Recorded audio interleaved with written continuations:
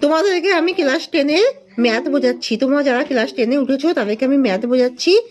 1.1 বাস্তব সংখ্যা, চ্যাপ্টার 1-এর 1.1 বাস্তব সংখ্যা। তোমরা সবাই বই নিয়ে বসো, তোমরা সবাই ক্লাস 10-এর বই নিয়ে বসো আর তোমরা চ্যাপ্টার 1 খোলো, 1.1 বাস্তব সংখ্যাটা খোলো।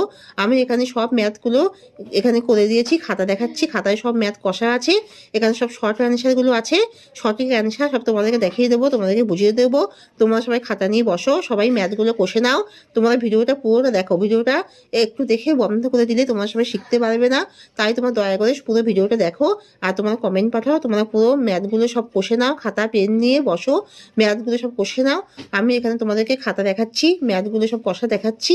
তোমরা সবাই ম্যাথগুলো ভালো করে সবাই বুঝিয়ে দিচ্ছি, তোমরা বুঝে সব কষে নাও। আর তোমরা সবাই লাইক আর সাবস্ক্রাইবটা দয়া করে দিয়ে দাও। তোমরা লাইক আর সাবস্ক্রাইবটা না দিলে আমি ইন্টারেস্ট পাবো না। আমি সব অঙ্কগুলো কষেছি, সব পড়াগুলো অন্য সাবজেক্টগুলো সব করিয়ে দিই। আমি ইন্টারেস্ট যাতে পাই সেটা তোমাদেরকে, তাই লাইক আর সাবস্ক্রাইবটা দিতে হবে। তোমরা সাবস্ক্রাইবটা দিয়ে দাও, দিয়ে তোমরা সবাই খাতা নিয়ে অঙ্কগুলো কষো। আমি তোমাদেরকে খাতা দেখাচ্ছি।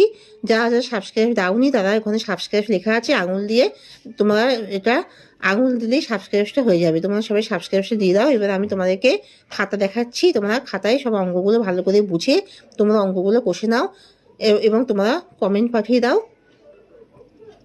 যারা যারা সাবস্ক্রাইব দিয়েছো তারা কমেন্ট পাঠিয়ে তোমাদের নামটা লিখে পাঠিয়ে দাও। আমি তোমাদেরকে অঙ্কগুলো এবার বোঝাচ্ছি, খাতা দেখাচ্ছি, সব শর্ট অ্যান্সারগুলো এখানে কষা আছে, আমি তোমাদেরকে দেখাচ্ছি। মা তুমি কার সাথে কথা বলছো? হ্যাঁ, এখানে ক্লাস 10-এর চ্যাপ্টার 1 ম্যাথ 1.1 বাস্তব সংখ্যা।